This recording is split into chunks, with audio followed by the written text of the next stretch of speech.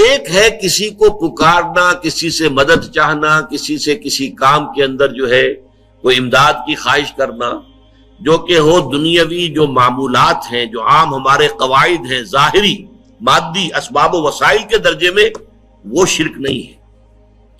میں کسی سے کہتا ہوں مجھے ذرا پانی پلا دو، یہ بھی ایک دعا ہے، استمداد ہے، مدد آپ نے مانگی ہے، اس سے اپنی ایک ضرورت پوری کرنے کے لیے کہا ہے، لیکن کیا ہے یہ کہ گھڑا ہے وہاں رکھا ہوا ہے، وہاں پانی ہے، اس میں سے پانی لائے گا وہ دے دو۔ جو ظاہری قوانین طبیعہ جو ہے ان کے دائرے کے اندر اندر کوئی دعا، کوئی استمداد، کوئی استعانت، کوئی استغاثہ، اس میں کوئی حرج نہیں۔ غیبی اعتبار سے کسی کے ساتھ بھی کوئی دعا کی جائے گی اللہ کے سوا، وہ شرک ہے۔ وہ استدعا ہو، استغاثہ ہو، استعانت ہو، استمداد ہو، استنصار ہو، کچھ بھی ہو، غیبی طور پر دنیا کے معروف طریقوں میں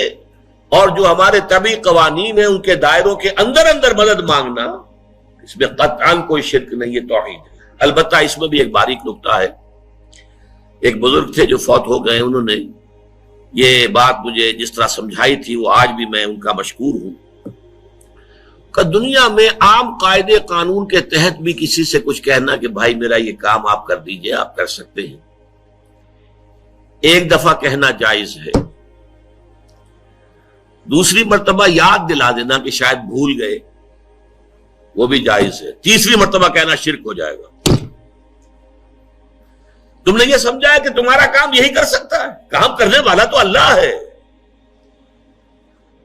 لا فاعل فی الحقیقت ولا مؤثر الا اللہ، حضور نے فرمایا کہ اگر تمہیں جوتا باندھنے کا تسمہ درکار ہو تب بھی اللہ سے مانگو، کسی کے سامنے سوال کا جو ہاتھ جو ہے وہ دراز نہ کرو۔ اللہ نے تمہیں ایک عزت نفس دی ہے، اس عزت نفس کو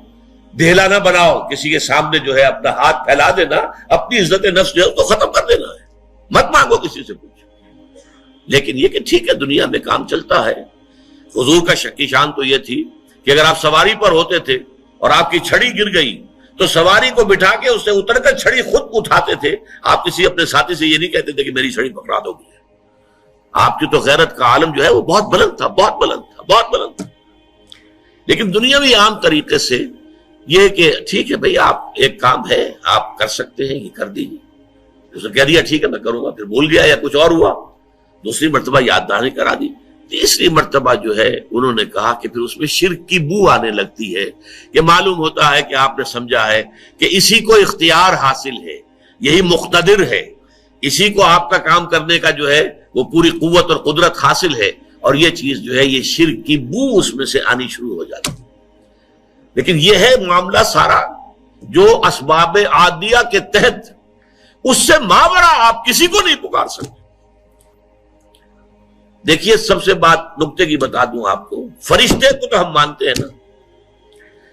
حضرت شیخ عبد القادر جیلانی رحمۃ اللہ علیہ کی روح ہے یا نہیں ہے، سنتی ہے نہیں ہے، حاضر ہے کہ نہیں ہے، ناظر ہے کہ نہیں ہے، 100 اختلاف ہو جائیں گے، اختلافات کی تو گنجائش ہے نا۔ فرشتہ ہے یا نہیں ہے، وہ تو فرشتہ تو ہے، آپ کے دونوں کندھوں پہ بیٹھا ہوا ہے، کرامن کاتبین ہے کہ نہیں ہے، یرسل علیکم حفظہ، آپ کے جو باڈی گارڈ اللہ فرشتہ نہیں بھیجتا، لیکن آپ فرشتے سے بھی نہیں کہہ سکتے کہ میرا یہ کام کرو۔ فرشتے کے وجود پہ تو کوئی شک نہیں ہے، یا جبرائیل میرا یہ کام کرو، قطعاً نہیں، غلط، شرک۔ لا تدعو مع اللہ احدا، اللہ کے سوا پکارنا کسی کو نہیں ہے، دعا کسی سے نہیں ہے، استغاثہ کسی کا نہیں ہے، استعانت کسی سے نہیں ہے، استمداد کسی سے نہیں ہے، استنصار کسی سے نہیں ہے سوائے اللہ۔